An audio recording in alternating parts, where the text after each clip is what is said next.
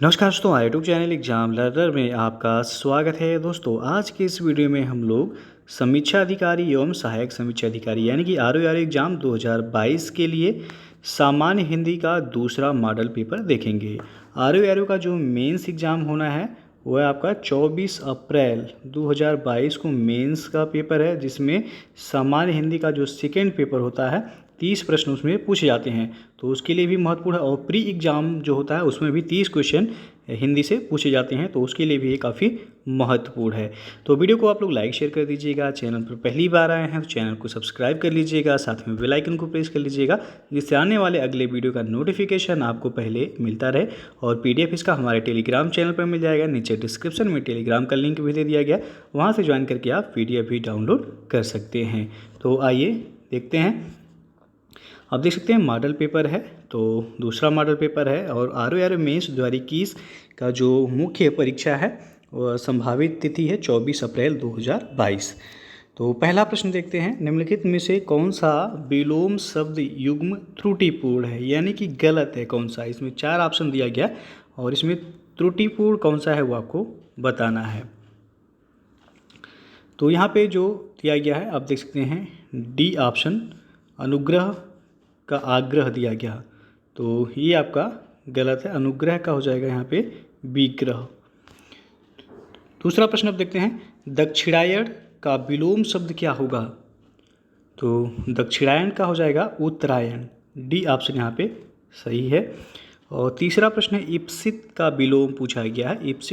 इप्सित का विलोम क्या होगा, तो इसका विलोम हो जाएगा अनिप्सित, बी ऑप्शन यहाँ पे सही है। चौथा प्रश्न है, निम्नलिखित में से कौन सा विलोम शब्द युग्म सही है। तो इसमें आप देख सकते हैं ये ऑप्शन में जो दिया गया है बर्बर, बर्बर का विलोम सभ्य है, बिल्कुल सही है आपका। अर्पित का विलोम यहाँ पे विमुख दिया गया है, ये गलत हो जाएगा। अर्पित का विलोम होता है गृहीत, न कि विमुख, तो इसलिए दूसरा यहाँ पे गलत है। आलोक का विलोम अपकर्ष दिया गया, यहाँ भी गलत है।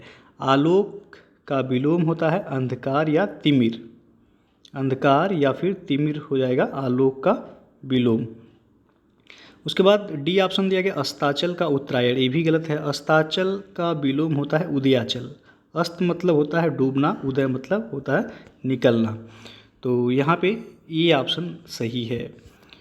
पांचवा प्रश्न, मर्सीड का विलोम शब्द क्या होगा। तो मर्सीड का हो जाएगा रुक्ष, सी ऑप्शन यहाँ पे सही है। छठवां प्रश्न, उल्लास का विलोम क्या होगा। तो उल्लास का हो जाएगा नैराश्य, ये ऑप्शन यहाँ सही हो जाएगा। सातवां प्रश्न देखते हैं, निम्नलिखित वाक्यों से शुद्ध वाक्य चुनिए। तो इसमें आप देख सकते हैं 4 ऑप्शन हैं और शुद्ध वाक्य आपको बताना है। आपको बताना है कि आर का जो पेपर होता है उसमें 60 क्वेश्चन जो है पूछे जाते हैं। प्री में 60 क्वेश्चन पूछा जाता है और मेंस में 30 क्वेश्चन पूछा जाता है।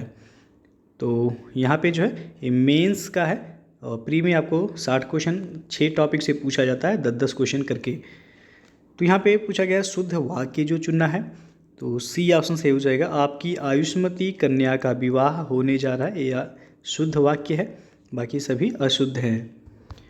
8वां प्रश्न है, निम्नलिखित वाक्यों में से अशुद्ध वाक्य चुनिए। तो यहाँ पे जो सही हो जाएगा डी ऑप्शन सही होगा, शराब पीना विष से भयंकर है, ये आपका अशुद्ध है। बाकी वह पतिव्रता है, सही वाक्य है। उपयुक्त वाक्य सही है, ये भी सही है। मेरे प्राण संकट में है, ये भी आपका सही है। प्राण याद रखिएगा हमेशा बहुवचन में ये प्रयोग होता है, तो अशुद्ध पूछा गया, डी ऑप्शन यहाँ पे अशुद्ध है। 9वां प्रश्न है, निम्नलिखित में से शुद्ध वाक्य का चयन करें। तो शुद्ध वाक्य बताना है यहाँ पे, तो बी ऑप्शन जो सही है, शब्द केवल संकेत हैं, ये आपका शुद्ध वाक्य है। और 10वां प्रश्न है, अशुद्ध वर्तनी के शब्द का चयन कीजिए। तो अशुद्ध जो दिया गया, उत्कर्ष तो आपका सही लिखा हुआ है, वांग्मय ये भी सही है, वैमनस्य ये भी सही है, महत्व ये आपका गलत लिखा हुआ है। महत्व में आप देखेंगे तो एक आधा त और होता है यहाँ पे, तो डी ऑप्शन क्या है, अशुद्ध है यहाँ पे। फिर निम्नलिखित में से शुद्ध वर्तनी वाला शब्द कौन सा है। तो यहाँ पे जो शुद्ध वर्तनी वाला है बी ऑप्शन अंत्याक्षरी, ये आपका सही लिखा हुआ है, बाकी सभी गलत हैं। 12वां प्रश्न है, निम्नलिखित में से कौन सा शुद्ध वर्तनी वाला शब्द है? तो यहाँ पे आप देखेंगे ए ऑप्शन शुश्रूषा, ये आपका सही लिखा हुआ है, बाकी सभी यहाँ पे गलत हैं। 13वां प्रश्न, उत्तराधिकार में प्राप्त संपत्ति के लिए एक शब्द क्या होगा? तो उत्तराधिकार में प्राप्त संपत्ति को रिक्त कहते हैं, सी विकल्प यहाँ पे सही है।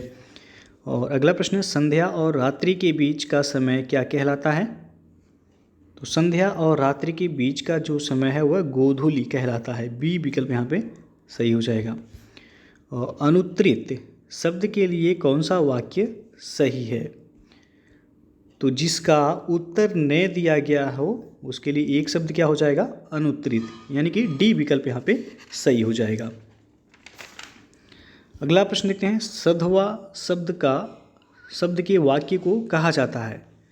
तो सधवा यानी कि जिस स्त्री का पति जीवित हो उसे हम क्या कहेंगे? सधवा, ए ऑप्शन सही है यहाँ पे। 17वां प्रश्न है, पृथ्वी से संबद्ध वाक्य के लिए एक शब्द क्या हो जाएगा? तो पृथ्वी से संबद्ध हो जाएगा पार्थिव, सी विकल्प यहाँ पे सही हो जाएगा। 18वां प्रश्न, अपाद मस्तक कहा जाता है? तो जो है पैर से मस्तक तक जो है वह अपाद मस्तक कहलाता है, बी ऑप्शन यहाँ पे सही हो जाएगा। फिर है, तत्सम से तद्भव बने सही शब्द युग्म का चयन करें। तो तत्सम से तद्भव पूछा गया है, तो केला का तत्सम क्या होता है? कदली, तो कदली तत्सम शब्द है और केला क्या है? तद्भव शब्द है, तो ये ऑप्शन आपका सही है। यहाँ पे तत्सम से तद्भव बने सही शब्द युग्म पूछा गया था। फिर अगला क्वेश्चन देखते हैं, तद्भव तत्सम का कौन सा शब्द युग्म सही है? यहाँ पे पहले तद्भव है फिर तत्सम दिया गया है, तो यहाँ जो सही हो जाएगा सी ऑप्शन गाय। गाय तद्भव शब्द है और गाय का तत्सम होता है गो। 21वां प्रश्न देखते हैं, निम्नलिखित में से कौन सा शब्द तत्सम है? तो इसमें आप देख सकते हैं अग्नि जो है ये तत्सम शब्द है और अग्नि का तद्भव होता है आग। धुआं ये आपका जो तद्भव शब्द है, तो धुआं का तत्सम होता है धूम्र। नखत ये भी तद्भव है, इसका तत्सम होता है नक्षत्र। नींद ये भी तद्भव शब्द है, नींद का तत्सम होता है निद्रा। अगला प्रश्न है, निम्न में से कौन सा शब्द तत्सम है? तो यहाँ पे आप देखेंगे बी ऑप्शन नासिका। नासिका ये तत्सम शब्द है और इसका तद्भव होता है नाक। नाक तद्भव शब्द है, नासिका तत्सम होगा। नारियल तद्भव शब्द है आपका, इसका तत्सम होता है नारिकेल। नारियल का तत्सम पूछा है तो क्या हो जाएगा? नारिकेल। 23वां प्रश्न, उपाहन का तद्भव शब्द क्या है? तो उपाहन का तद्भव शब्द होगा पनही, सी विकल्प यहाँ पे सही हो जाएगा। 24वां प्रश्न है, निम्न में से तद्भव शब्द कौन सा है? तो यहाँ पे आप देखेंगे तद्भव शब्द होगा सी ऑप्शन कपास। कपास का तत्सम शब्द होता है करपास। तो आपसे पूछा गया तद्भव शब्द कौन सा है, तो सी ऑप्शन सही हो जाएगा। अंधेरा का तत्सम होता है अंधकार, तत्सम शब्द है। दिन भी तत्सम शब्द है, स्कंद भी तत्सम शब्द है। अगला प्रश्न है, धुंधला। धुंधला शब्द में कौन सा विशेषण है? तो यहाँ पे जो सही हो जाएगा आपका डी ऑप्शन। धुंधला कैसा विशेषण है? तो गुणवाचक विशेषण है। 26वां प्रश्न, स्त्री शब्द का विशेषण क्या होगा? तो स्त्री का विशेषण हो जाएगा स्त्रैण, सी ऑप्शन सही होगा यहाँ पे। 27वां प्रश्न, जलीय शब्द का विशेष्य पूछा गया है। तो जलीय का विशेष होगा जल। जल से जो है बना जलीय, तो जलीय विशेषण हो जाएगा और जल क्या हो जाएगा? विशेष्य हो जाएगा। 28वां प्रश्न, प्रयोग की दृष्टि से पांडु शब्द है।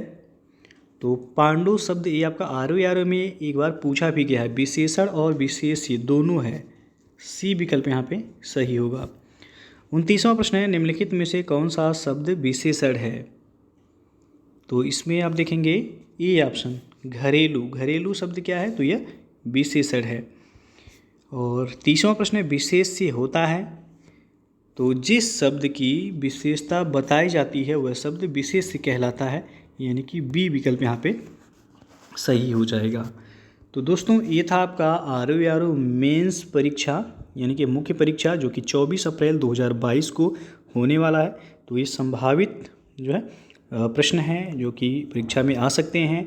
और प्री एग्ज़ाम में आरओ का जो होता है उसमें भी 60 क्वेश्चन हिंदी से पूछे जाते हैं, तो उसके लिए भी काफ़ी महत्वपूर्ण है यही प्रश्न होंगे, इसी तरीके से पूछे जाएंगे।